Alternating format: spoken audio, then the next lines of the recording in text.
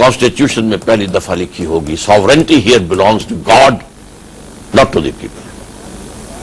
Number 2 اسی کی corollary ہوگی no legislation can be done here at any level repugnant to the Quran and the Sunnah, the book of God and the practice of the Prophet sallallahu alaihi wasallam. Number 3, کون decide کرے گا کہ کوئی اجتہاد شریعت کے حدود سے باہر نکل گیا یا نہیں؟ It will be with the judiciary. Judiciary طے کرے گی. دستور میں لکھا ہوا کتاب و سنت کے خلاف قانون نہیں بن سکتا. یہاں ہماری پارلیمنٹ فلاں قانون بنانے جا رہی ہے, مجھے موقع دیا جائے میں ثابت کرتا ہوں کہ وہ کل یا اس کی کوئی دفعہ جو ہے شریعت کے خلاف ہے, جوڈیشری فیصلہ دے گی. اور نمبر 4, نان مسلمز اس ریاست کے اندر پروٹیکٹڈ مائنورٹی ہوں گے, ان کو سب حقوق حاصل ہوں گے, کاروبار کریں, ملازمتیں کریں, تعلیم حاصل کریں, سب کچھ کریں, لیکن لیجسلیٹو پروسیس کے اندر ان کو ہم ایسوسیٹ نہیں کریں گے. اور ریاست کی ہائیسٹ لیول کی جو پالیسی میکنگ ہوگی, ڈیسیجن میکنگ, اس میں نہیں ہوں گے, اس لیے کہ اس ریاست کی, جیسا کہ ہم ابھی گفتگو کر رہے تھے, جو سب سے بڑی پرائم پالیسی ہوگی, فورن پالیسی, وہ ہوگا ایکسپورٹنگ دی ریولوشن, ایکسپورٹنگ خلافت. لہذا اور ظاہر بات ہے غیر مسلم سے ہم یہ توقع نہیں کر سکتے کہ وہ اس میں ہمارا ساتھ دیں گے. ٹھیک ہے, وہ رہے شہریوں کی حیثیت سے رہیں, ان کو مذہبی آزادی ہے, ان کے عبادت گاہوں کی حفاظت مسجدوں سے زیادہ کی جائے گی, ان کے پرسنل لا کی پوری آزادی ہوگی, سب کچھ ہوگا, لیکن یہ کہ وہ بہرحال اس پروسیس کے اندر شریک نہیں ہوں گے. 4 باتیں آپ ڈال دیجئے. اس کے بعد کوئی پریزیڈنشل گورنمنٹ ہو, اسلام اس کو روکتا نہیں, کوئی فیڈرل ہو, اسلام نہیں روکتا. It's up to the people to choose. Unitary government بنانا چاہیں جیسے ایران میں ہے یا مشرقی پاکستان میں, اوکے گو اہیڈ. اگر آپ بنانا چاہتے نہیں, فیڈرل ہوگی, پروونسز ہوں گے, بنائیے. تو یہ 4 چیزیں اگر شامل ہو جائیں تو خلافت کا جو نظام. آخری بات سن لیجیے جی ڈاکٹر صاحب, ہمیں جانا ہے مرکزی حکومت کے اختیارات کیا ہوں گے اور فیڈریٹنگ یونٹس کے کیا ہوں گے, یہ بھی خود طے کر لیجیے. ٹھیک ہے, اس پر ہم بات کریں گے بریک سے آنے کے بعد. خواتین حضرات, اس وقت ہم ایک بریک لے رہے ہیں.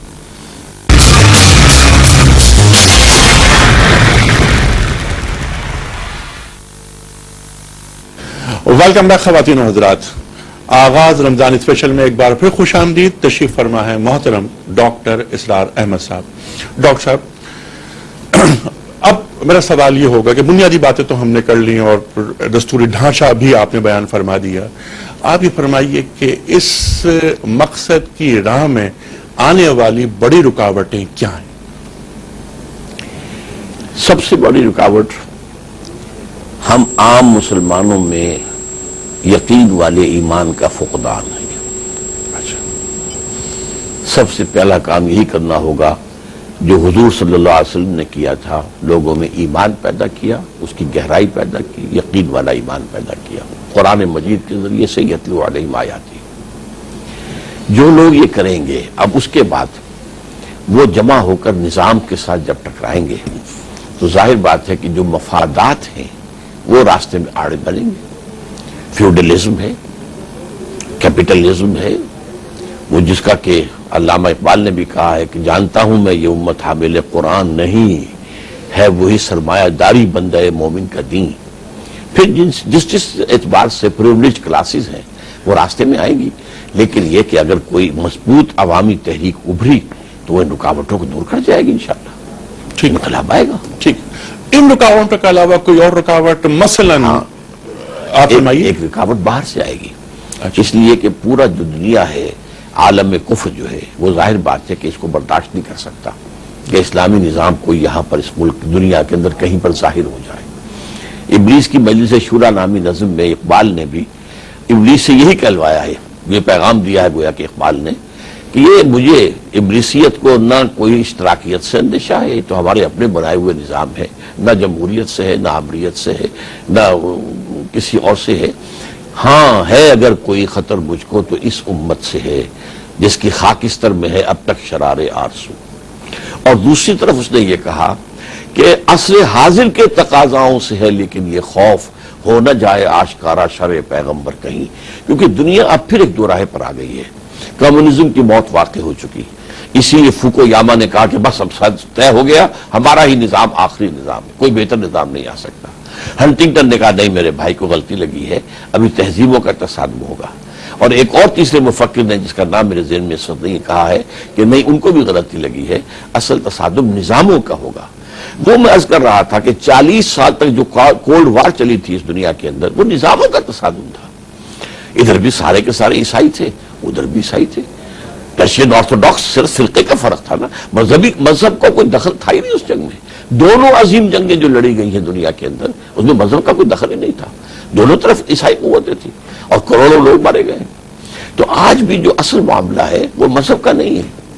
مذہب کے لیے تو پھر بھی لوگ اپنا سینہ کشادہ کر لیتے ہیں، بھائی ٹھیک ہے تم جاؤ مسجد میں چلے جاؤ، میں مندر میں چلا جاتا ہوں، کوئی بات نہیں، ہمارے اور تمہارے درمیان کوئی جھگڑا نہیں۔ لیکن جو اجتماعی نظام ہے، سیاسی نظام، معاشی نظام، معاشرتی ویلیوز کا نظام، یہ آج کا انسان مغرب خاص طور پر وہ ماننے کو تیار نہیں کہ کسی بھی مذہب کی اس میں کوئی عمل درآمد ہو یا عمل دخل ہو۔ ٹھیک ہے، آپ مغرب ماننے پر تیار نہیں، ڈاکٹر صاحب یہ فرمائیے کہ مشرق ماننے پر تیار ہے یا مسلمانوں کے دل و دماغ میں سرمایہ دار نظام سے نکلنے کی کوئی موہوم سی خواہش نظر آتی ہے آپ کو؟ دیکھیے اسلام کی طرف ایک موہوم خواہش تو ہے جس کا کہ میں ثبوت یہ دیتا ہوں کہ جیسے جیسے کولونیل جو ہمارے اوپر حکومتیں تھیں اس کا بستر طے ہوا، پوری دنیا میں اسلامی تحریکیں شروع ہو گئی۔ تو ایک جذبہ تو ہے، لیکن یہ ہے کہ وہ ابھی مس گائیڈڈ ہے، میتھڈالوجی صحیح سامنے نہیں آ رہی ہے۔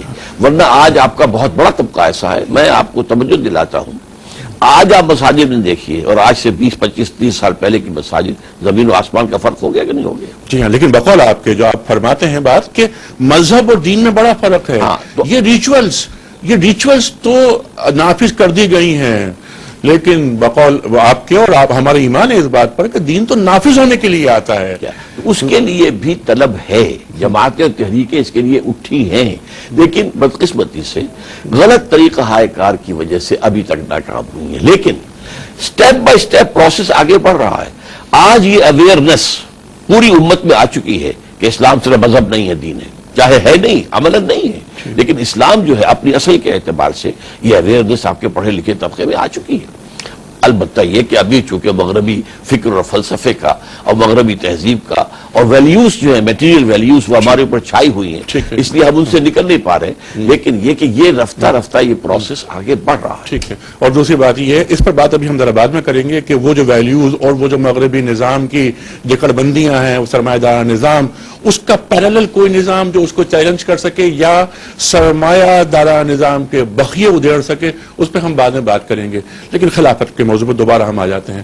ڈاکٹر صاحب آپ نے کہا رکاوٹیں وغیرہ وغیرہ بہت ساری رکاوٹیں، ایک جو مسئلہ قومیت ہے، نیشنلزم جو تصور آیا اور پھر آپ مجھ سے بہتر جانتے ہیں، کیا خلافت کے نفاذ میں ایک بڑی رکاوٹ مسلمانوں کا مختلف قومیتوں میں تقسیم ہو جانا نہیں؟ یقیناً ہے، یقیناً ہے اس مسئلے میں، اور یہ اصل مسئلہ ہوا ہے ویسٹرن امپیریلزم نے ہمارے اوپر ٹھونسا ہے اور ہمیں تقسیم کیا ہے نیشنز کے اندر۔ ورنہ پہلی جنگ عظیم سے پہلے تک پورے عالم اسلام میں نہ کہیں پاسپورٹ، کوئی ویزا، کچھ نہیں تھا۔ ایک آدمی چلتا، حکومتیں تھی، یہاں پہ مغلوں کی حکومت ہے، یہاں پہ صفیوں کی حکومت ہے، یہاں پہ لیکن مسلمان پورے عالم اسلام کا انٹرنیشنل شہری تھا۔ یہ اس کے بعد آیا ہے المصر للمصریین، الشام للشامیین، مصر مصریوں کے لیے، شام شامیوں کے لیے، اور اس سے پہلے عربوں کو کھڑا کیا گیا وہ کرنل لارنس کے ذریعے سے، اور خریدا گیا عرب بادشاہوں کو، اور پھر آپ کو معلوم ہے ترکوں کے خلاف بغاوت کرائی گئی۔ تو یہ ساری سازشیں ہوئی ہیں اور اس کے اثرات ہیں، لیکن ان کے ساتھ ساتھ مسلمانوں کے اندر ایک امت ہونے کا تصور بھی اجاگر ہو رہا ہے، اور اسلام کو ایک دین کی حیثیت سے دوبارہ دنیا میں لانے کی خواہش موجود ہے۔ البتہ یہ ایک خواہش ہے ڈاکٹر صاحب، I'm sorry to cut you، ایک تو خواہش ہے، ایک میں دوبارہ کہوں گا گراؤنڈ ریئلٹی ہے۔ نیشنلزم، تصور قومیت، وہ نظر آتا ہے ہمیں دنیا اسلام میں کہ کہاں کہاں چھایا ہوا ہے۔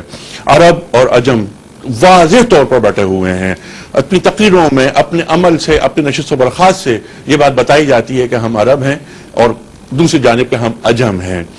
حالانکہ حسن نصر اللہ اور یہ حماس وغیرہ قربت تو ہوئی، لیکن ابھی اس خواہش کو حقیقت کا روپ دھارنا ہے۔